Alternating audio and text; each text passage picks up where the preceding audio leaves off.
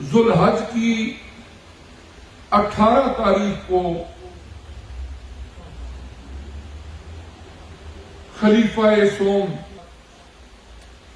جنہیں یکے بعد دیگرے 2 بیٹیاں آقا نامدار صلی اللہ علیہ وآلہ وسلم نے نکاح میں دیں، پہلے حضرت سیدہ رقیہ رضی اللہ تعالیٰ عنہ کا نکاح فرمایا۔ جب وہ وصال فرما گئی تو اپنی دوسری بیٹی حضرت ام کلثوم رضی اللہ تعالیٰ عنہ کا نکاح حضور علیہ الصلوۃ والسلام نے ان سے کیا۔ حضرت سیدنا عثمان ابن عفان رضی اللہ تعالی عنہ، ان کی شہادت اسی ماہ مبارک کی 18 تاریخ کو ہے۔ اگر ہم نسبی حوالے سے حضرت سیدنا عثمان ابن عفان رضی اللہ تعالی عنہ کی فیملی کو دیکھیں تو 5ویں پشت میں آپ کا شجرہ نسب آقا نامدار صلی اللہ علیہ وآلہ وسلم آپ کے ساتھ ملتا ہے۔ حضرت عثمان بن عفان بن ابو العاص بن امیہ بن عبد الشمس بن عبد مناف، اس طرح یہ 5 رشتے ہیں جہاں پہ جا کے آپ کا جو سلسلہ نسب ہے یہ حضور علیہ السلام کے اجداد سے مل جاتا ہے۔ حضرت عثمان غنی رضی اللہ تعالی عنہ کی نانی جان جن کا نام ام حکیم البیدا تھا، یہ حضرت عبد المطلب رضی اللہ تعالی عنہ جو نبی کریم علیہ السلام کے دادا جان ہیں ان کی بیٹی تھی۔ اس طرح حضور علیہ السلام کے والد گرامی حضرت عبداللہ رضی اللہ تعالی عنہ اور حضرت عثمان غنی رضی اللہ تعالی عنہ کی نانی جان ام حکیم البیدا یہ آپس میں بہن بھائی، تو اس طرح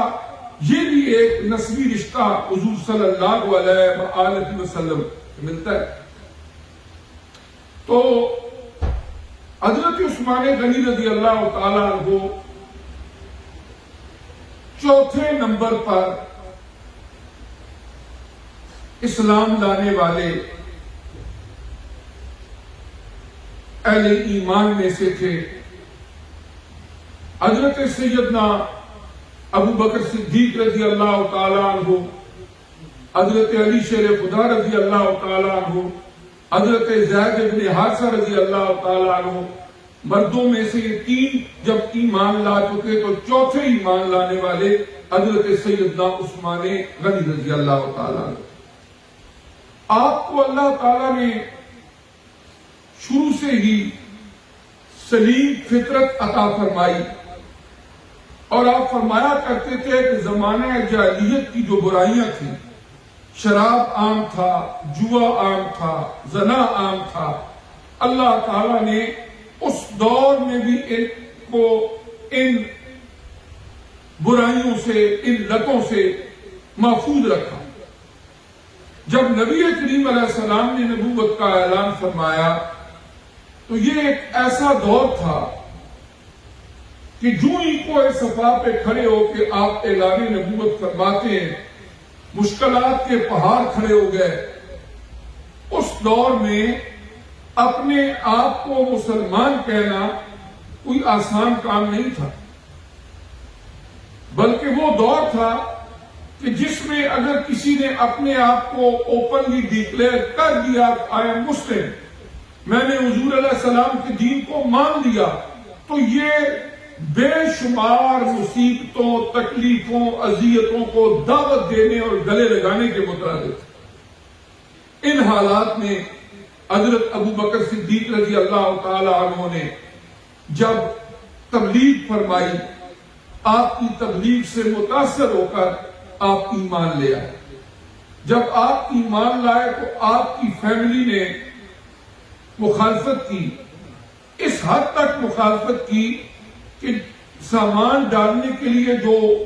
بوریاں ہوتی ان میں آپ کو ڈال دیا جاتا، مارا جاتا، آپ کی سانس بند ہو۔ صرف ایک ڈیمانڈ تھی کہ جس نبی کی دعوت کو تم نے قبول کر لیا ہے اس سے واپس پلٹ آؤ، جو ہمارا طریقہ بتوں کی پوجا کا چل رہا ہے تم اسی پر چلو۔ لیکن حضرت عثمان غنی رضی اللہ تعالی عنہ نے کسی کی بات کو نہیں سنا، ہر مشکل برداشت کی اور دین اسلام پر ڈٹے رہے۔ پھر اللہ نے وہ مقام عطا فرمایا، دردناک شہادت ضرور ہوئی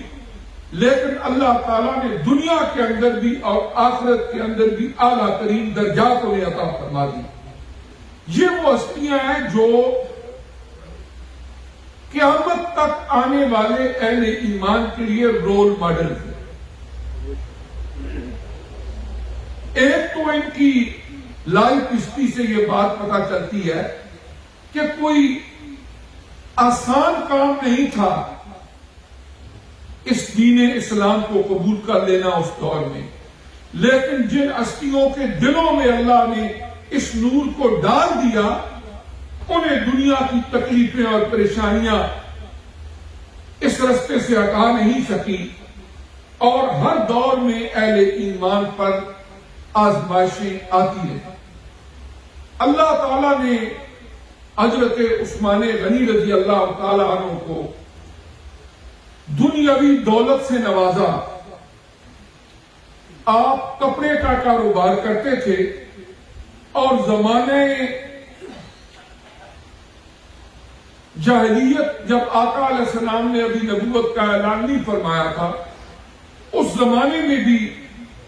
آپ کا بہت بڑا بزنس تھا۔ عرب جو جزیرت العرب ہے اس میں طائف کا علاقہ وہ ہے جو سرسبز ہے، جہاں پر کھیتی باڑی ہوتی ہے، سبزہ ہے۔ باقی آپ جتنا بھی ایریا دیکھیں گے خشک علاقہ ہے۔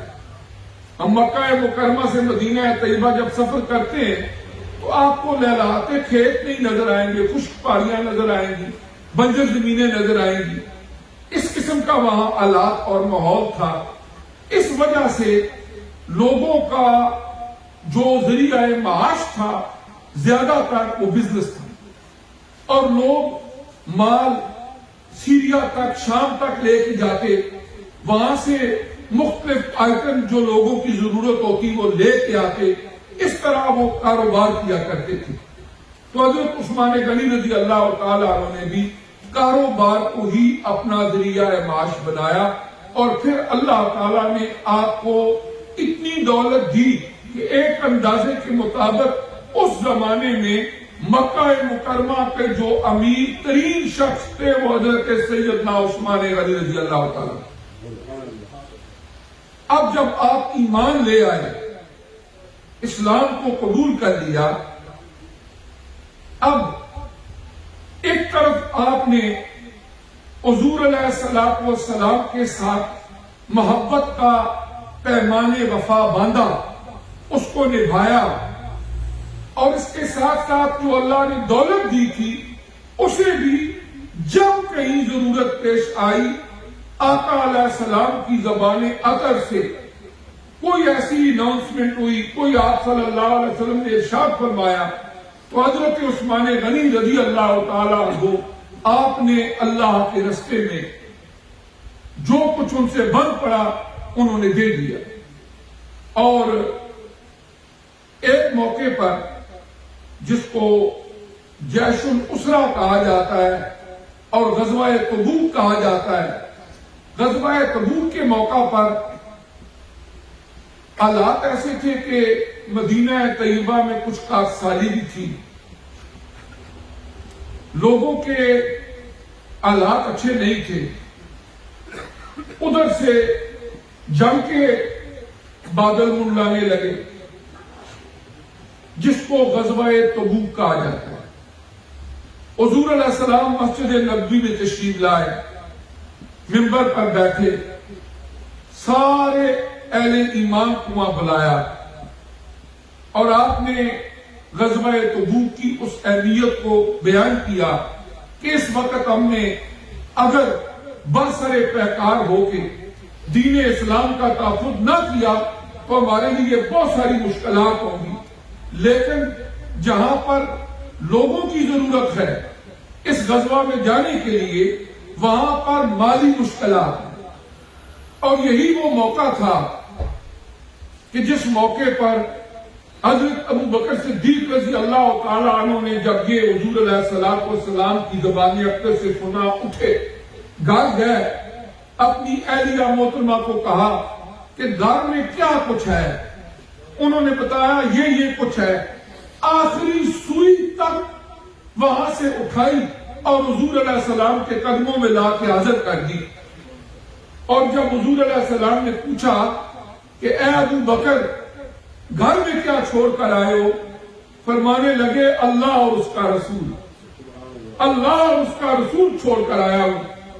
حضرت عمر رضی اللہ تعالیٰ عنہ کے دل میں یہ خیال تھا کہ آج میں نے سب سے بازی لے جائیں گے۔ وہ گھر گئے، اپنی اہلیہ سے کہا کہ آدھا سامان گھر کے لیے رکھ لو، بچوں کی ضروریات کے لیے رکھ لو، اور اس کو آدھا آدھا کر دو، باقی جتنا آدھا سامان ہے وہ میں نے جا کے حضور علیہ السلام کی بارگاہ میں پیش کرنا ہے۔ وہ لے آئے، اور جب وہاں پر پہنچے انہیں پتا چلا کہ حضرت ابو بکر صدیق رضی اللہ تعالیٰ عنہ یہاں پر بھی ان سے بازی لے گئے اور وہ سارا سامان لے آئے۔ ازالت الخفا میں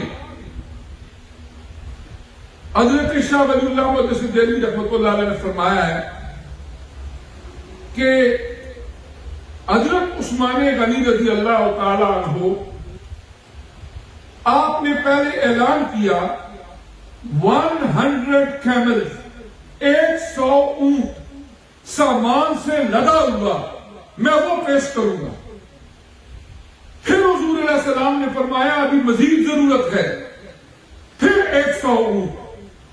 اور پھر تیسری مرتبہ بھی 100 اونٹ سامان سمیت۔ انہوں نے کہا یہ اللہ کے راستے میں وقف ہے اور اس کو تم لے جاؤ غزوہ تبوک کے لیے۔ حضور علیہ السلام آپ کا چہرہ سرخ ہو گیا خوشی سے، اور حدیث کے یہ الفاظ مشکات شریف میں موجود ہیں۔ حضور علیہ السلام نے فرمایا اے عثمان، آج کے بعد تو جو بھی عمل کرے گا کوئی عمل تجھے نقصان نہیں دے گا۔ اور حدیث کی شرح کرنے والوں نے لکھا ہے کہ حضرت عثمان غنی رضی اللہ تعالیٰ عنہ کا اس صحبت مصطفی علیہ السلام سے ایسا تزکیہ نفس ہو چکا تھا کہ اس کے بعد ان سے کوئی ایسا عمل سردرج ہی نہیں ہونا تھا جو اللہ کی ناراضگی والا ہو۔